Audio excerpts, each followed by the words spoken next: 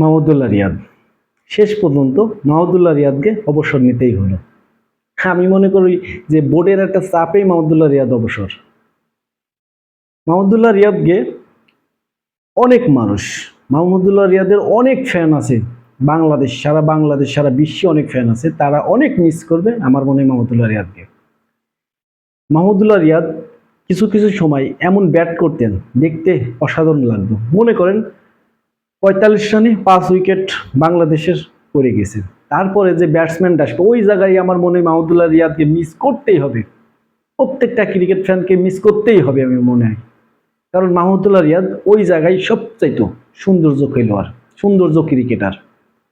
তো যাই হোক, মাহমুদুল্লাহ রিয়াদ অবসর নিয়েছে।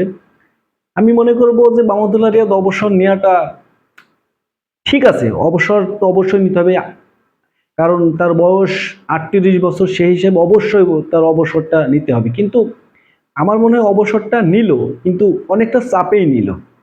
অবসর তো নিতেই হবে, যেদিন হোক একদিন তো ক্রিকেটকে বিদায় বলতেই হবে। সাকিব, মুশফিক, মাশরাফি, তামিম ইকবল, যে ৫ জন তারকা ছিল বাংলাদেশের, এই বাংলাদেশের ক্রিকেটটাকে মানে সৌন্দর্য সারা বিশ্বের কাছে তুলে ধরছিল কিন্তু এই ৫ জন ক্রিকেটারই।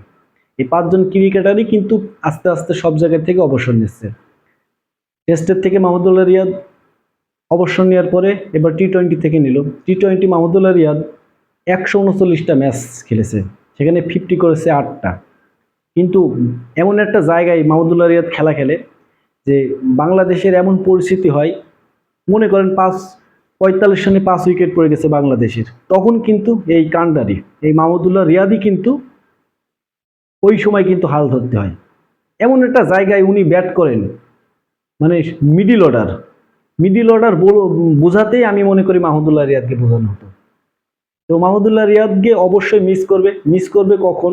যখন ৪৫ রানে ৫ উইকেট, ৫০ রানে ৫ উইকেট পড়ে যাবে বাংলাদেশ, তখন কিন্তু ওই জায়গাতে আমাদের মতন ক্রিকেট প্রেমিক যারা, আমাদের মতন যারা ক্রিকেটকে ভালোবাসে, সেই সব মানুষগুলো অবশ্যই মিস করবে আমি মনে করি মাহমুদুল্লাহ রিয়াদকে।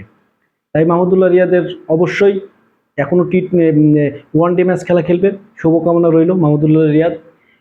আমার সবচেয়ে প্রিয় ক্রিকেটার মাহমুদুল্লাহ রিয়াদ। অবশ্যই আমি জানি যে এই মানুষটা অনেক পরিশ্রমী ছিল, বাইরের কোনো কথা কান দিত না, এই যে সাইলেন্ট কিলার তাকেই বলা হতো। যাক, আজকে সে টি-20 থেকে বিদায় নিল, অনেক খারাপ লাগছে। তারপরও আমি বলবো যে একদিন তো বিদায় নিতেই হবে, একদিন তো বিদায় নিতেই হতো। তো টি-20 থেকে আমরা অবশ্যই বিপিএলে দেখবো তাকে, কিন্তু আন্তর্জাতিক ম্যাচে আর হয়তো বা দেখবো না।